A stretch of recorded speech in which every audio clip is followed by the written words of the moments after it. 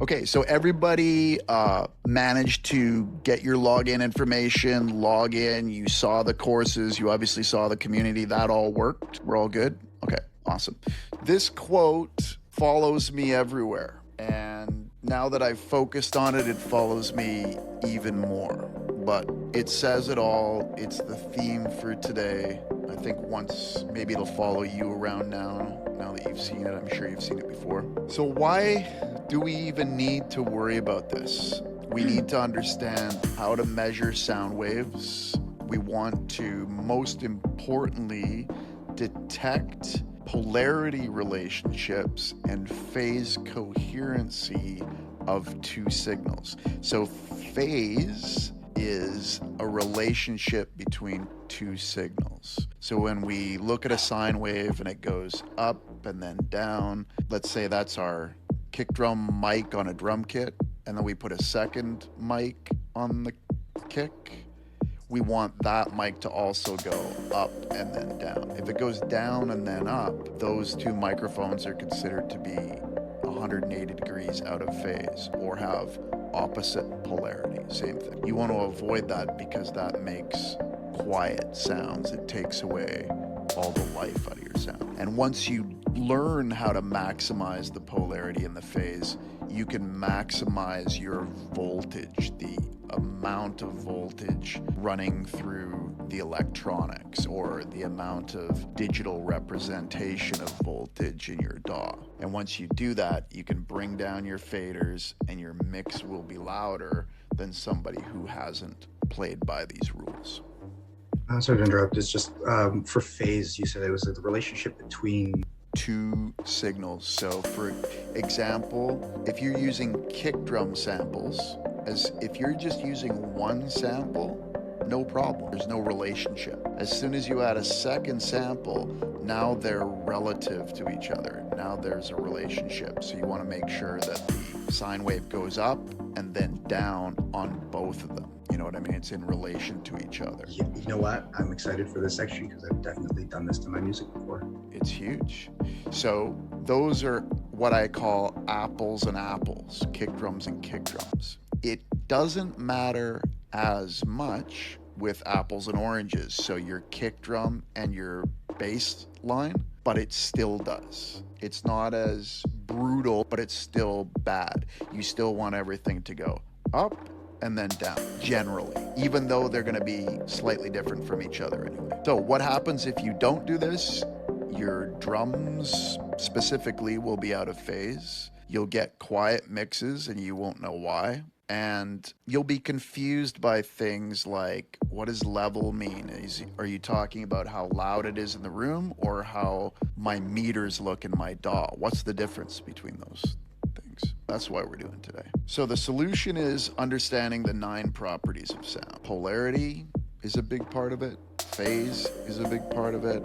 And maximizing the energy is the goal. So this is today what we're going to cover. When I went to recording school, there was a book that was our main textbook called Modern Recording Techniques. In Modern Recording Techniques, it says, here's the rule of recording. There are no rules. And I loved that. Over the years, I added 2 more of my own. Having said that, learn all of the rules because there are rules like phase, coherency, polarity, all the things we're going to go through today. And rule number 3 is after you've got all of that information programmed into your head, forget it all and go back to rule number 1. You don't have to make sure your drums are phase aligned. There's no rules. You can do whatever you want to do. If you experiment with out of phase drums, you'll probably find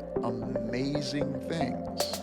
However, it's also good to know how to play by the rules. And that's what we're talking about today. So we're going to reveal the secrets of the universe. This is a wild concept, but everything is vibrating. Everything is vibrations. Lights, you, your pets, the inanimate objects in your room, the music, of course. These vibrations, as they move back and forth, create polarity, a positive and a negative, a compression of atmospheric pressure and a rarefaction or lack of atmospheric pressure. What we're talking about here covers a lot of ground. We're talking about the physics of sound, clearly, that's a big part of it. We're talking about how it moves through electronics, like this mixing console you see here, or a microphone and an audio interface, a speaker. And then once that speaker pushes the air out into the room, now we're dealing with a whole new level of things, acoustics. So that's how your room is reacting to those speakers. When you're singing into a microphone, it's how your room is reacting and reflecting sound back into the microphone, because all sound is a combination of the direct sound and the reflections of the room you're in. So think of how the acoustics of your room are affecting your sound, because it's huge. And knowing's half the battle. So I want you to focus, people, on the 5 following images. Burn them into your mind. You'll see them a lot today.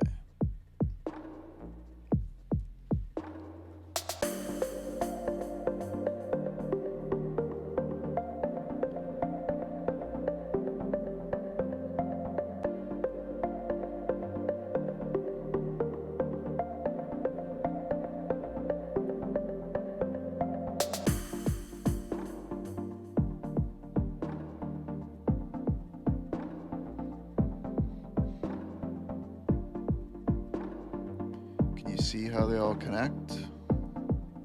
There's our sine wave. There it is in motion. That motion will be frequency. The distance it goes from left to right is the amplitude. It's the same thing as when a speaker crosses the 0 line. The speaker goes forward and then equally backwards. And when it stops, it goes back to the middle, back to 0. That's what it looks like when you capture it digitally.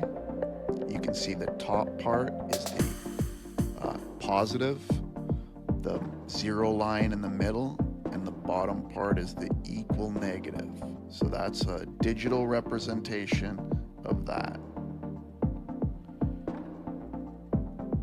And that is what it looks like in nature. You see the positive landform, the 0 line of the water, and the negative, equal negative reflection. That's fucking awesome. The representation with nature is outstanding, actually, because it's really visual representation of the sound, right? So right. It makes sense, though, right? If I'm out in nature, if I see images like that, I'm like, that looks like something in my software, in my DAW, and then it's like I'll use that for producing melodies, for producing different beats and stuff like that.